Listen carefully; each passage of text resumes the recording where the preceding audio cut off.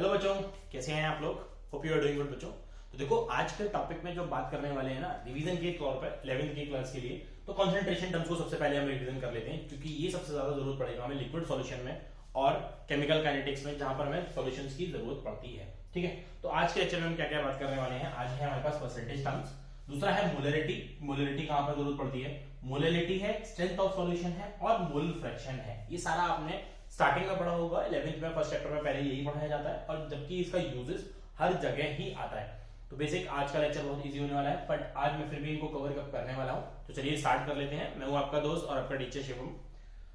चलिए देखते हैं पहली परसेंटेज टर्म्स को। तो देखिए, परसेंटेज टर्म सबसे पहले बात करें। देखिए, ये सारे टर्म्स आपको आते तो हैं, लेकिन आते सबको हैं, लेकिन पूछो तो ढंग से आंसर्स नहीं आते, क्योंकि आपको डेफिनेशंस को लैंग्वेज में लगाना नहीं आता कि लैंग्वेज में डेफिनेशंस कैसे यूज की जाती है। मैं उस तरीके से बताऊंगा आपको। तो देखिए, पहला है आपके पास परसेंटेज टर्म्स। परसेंटेज टर्म्स के लिए बात करें तो सबसे पहले आती है आपकी परसेंटेज में weight by weight percentage, that is W by W.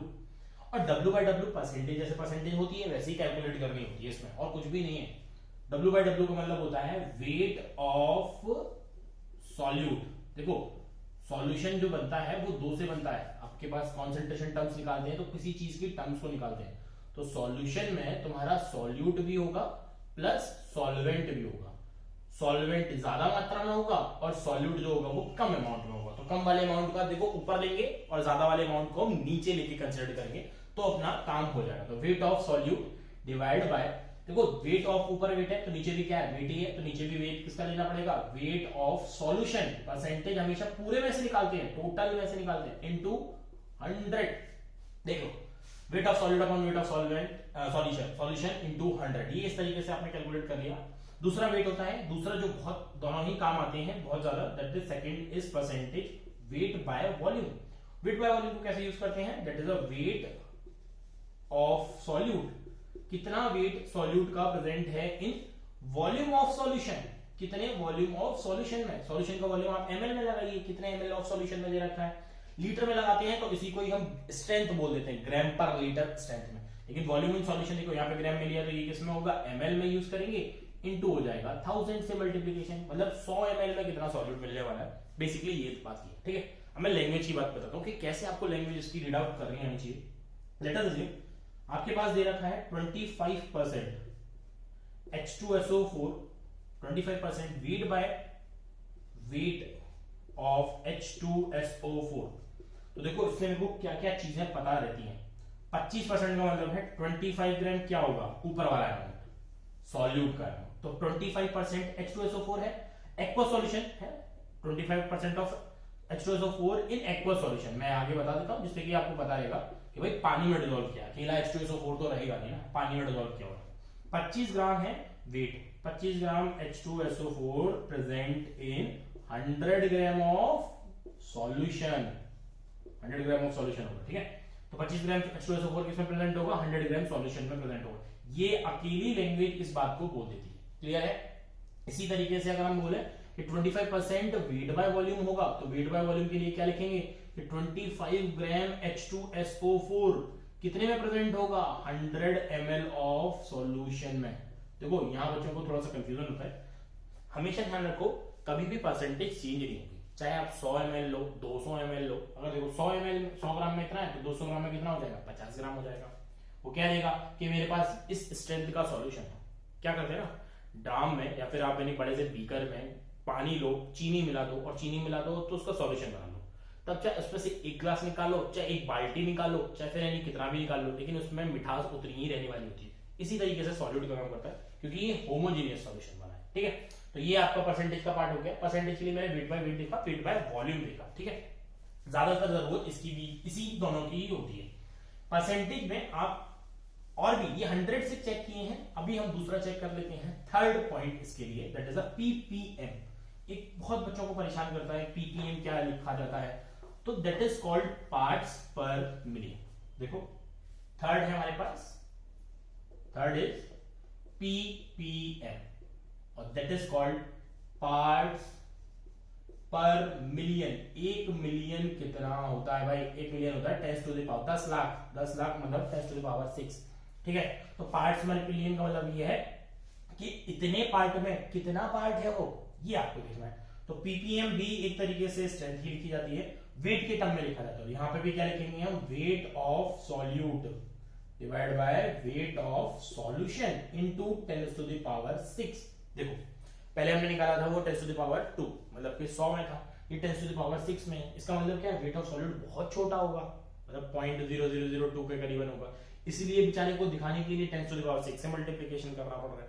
तो वेरी डाइल्यूट सॉल्यूशन होता है तब हम पीपीएम को यूज करते हैं, तो ये आपको क्लैरिफाई होना चाहिए। देखो जैसे इसका मतलब ये है, ये 25 पीपीएम दे रखा है, पीपीएम ऑफ H2SO4, तो इसका मतलब होता है कि 25 ग्राम ऑफ H2SO4। देखो H2SO4 तो उतना ही ग्राम है, 25 ग्राम ही। प्रेजेंट किसमें होगा, ये 10 to the power 6 gram of solution. देखो सॉल्यूशन बहुत ज्यादा है, तो सॉल्यूशन की क्वांटिटी बहुत ज्यादा है, इस वजह से यहाँ पे लेते हैं। बच्चे बहुत कंफ्यूज हो जाते हैं कि 25 पीपीएम को कैसे लिखा जाए, तो 25 पीपीएम को हमेशा ऐसे लिखा जाना चाहिए, तो ये आपको कंफर्म हो जाना चाहिए, ठीक है। चलो नेक्स्ट बात करते हैं हम किसकी स्टूडेंट, मोलरिटी की। तो मोलरिटी अब सेकंड देखते हैं। देखो सबसे ज्यादा कंसंट्रेशन टर्म्स में यूज होने वाला पार्ट होता है मोलरिटी, जो कि आता सबको, फिर भी बोल रहा हूं आता सबको है, लेकिन निकाल कोई नहीं पाता है, यही दिक्कत होती है बच्चों के साथ। तो सेकंड है हमारे पास कौन सा, मोलरिटी। अगर हम मोलरिटी की बात करें स्टूडेंट, तो मोलरिटी को कैपिटल एम से रिप्रेजेंट किया जाता है। फॉर्मूला बहुत ही सिंपल होता है, molarity is number of solute, मतलब कितना मोल सॉल्यूट का डिसॉल्व करना चाहते हो in litre of volume. Volume in litre आपको लिखना चाहिए, मतलब कितना वॉल्यूम सॉल्यूशन का यूज करना। वॉल्यूम हमेशा सॉल्यूशन का यूज किया जाता है, तो सॉल्यूशन का वॉल्यूम में, तो number of moles per unit, mole per unit इसकी, मोल पर लीटर इसकी यूनिट कहलाती है, ठीक है। अब कैसे रीड आउट करते हैं वो समझते हैं। जैसे कि मान के चलिए आपको 2 मोलर H2SO4 सॉल्यूशन, फिर से मैंने बोला 2 मोलर H2SO4 सॉल्यूशन गिवन है, तो इसका मतलब क्या जाता है बेटा कि 2 moles of H2SO4 present in 100,000 ml of solution।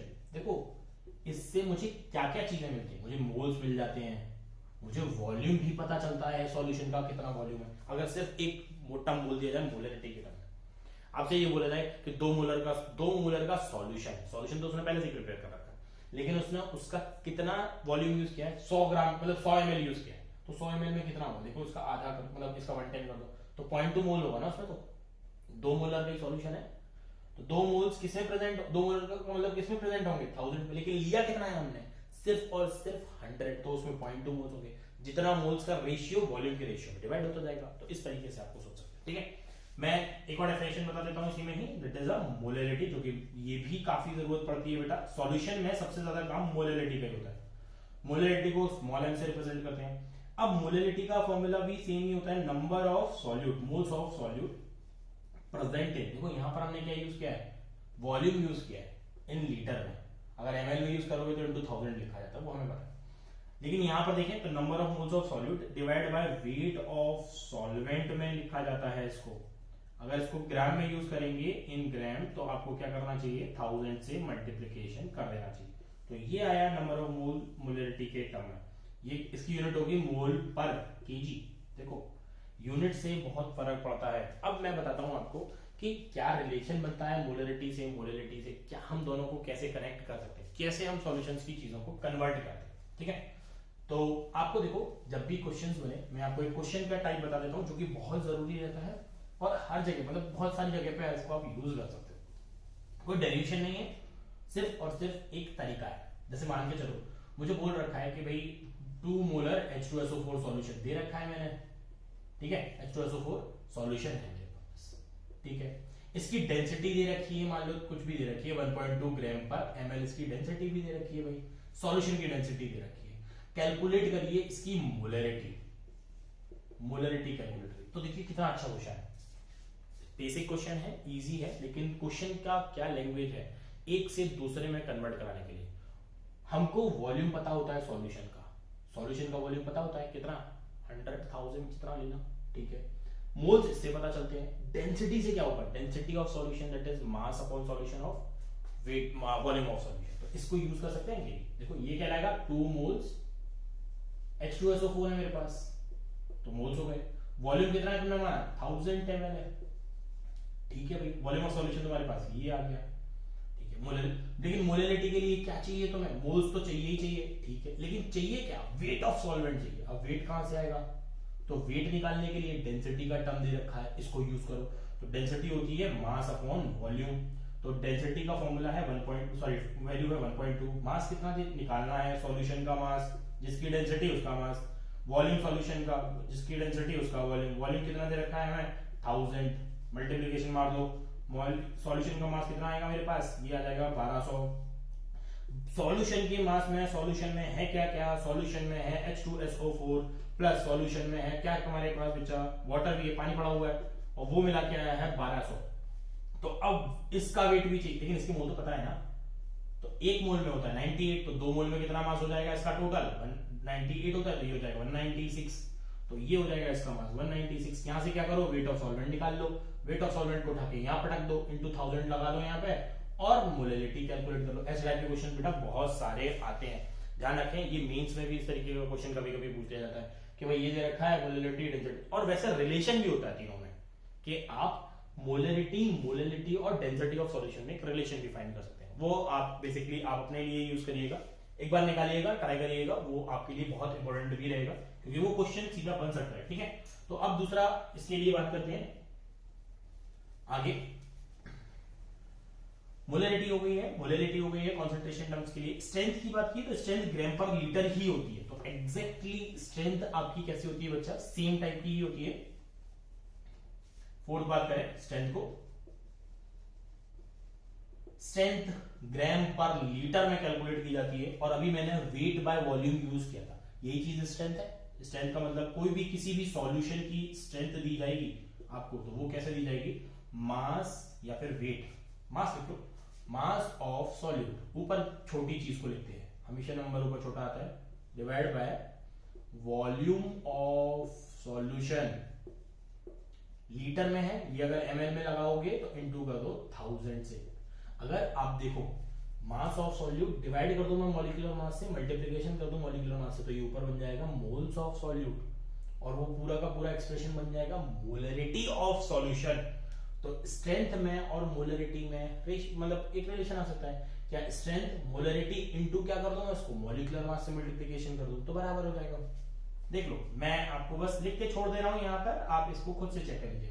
Strength molarity into molecular mass of solute, बस इससे काम हो जाएगा। देखो ये आपका एक्सप्रेशन इससे बन जाएगा, इसी को मैंने मॉलिक्यूलर मास से डिवाइड किया, मल्टीप्लिकेशन किया, तो ये एक और टर्म हो गया।